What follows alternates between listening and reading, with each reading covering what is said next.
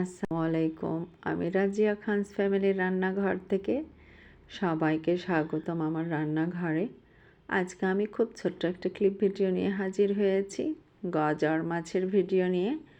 তো এটি খুব বাংলাদেশের জনপ্রিয় একটি মাছ এবং মিষ্টি জলের মাছ হয়ে থাকে এটি কিন্তু খেতে অনেক বেশি সুস্বাদু হয়ে থাকে।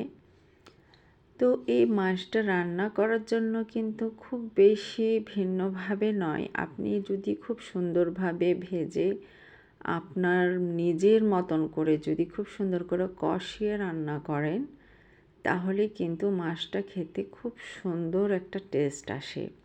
আপনি টমেটো দিয়েও রান্না করতে পারেন। আমি খুব সাধারণভাবে রেগুলার রান্না করে ফেললাম। মাছটা অনেক সুন্দর, খেতেও যেমন সুন্দর, দেখতেও কিন্তু মারাত্মক সুন্দর। এটির ইংরেজি নাম কিন্তু স্নেক হেড। মাছটা কিন্তু অনেকটা সাপের মতো দেখতে।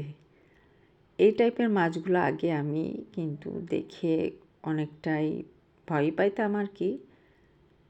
এখন বর্তমানে দেখে দেখে অভ্যস্ত হয়ে গিয়েছি, তাই এখন আর ভয় লাগে না। এখন মাছটা খাই, খুব বেশি টেস্টি, ভালো লাগে।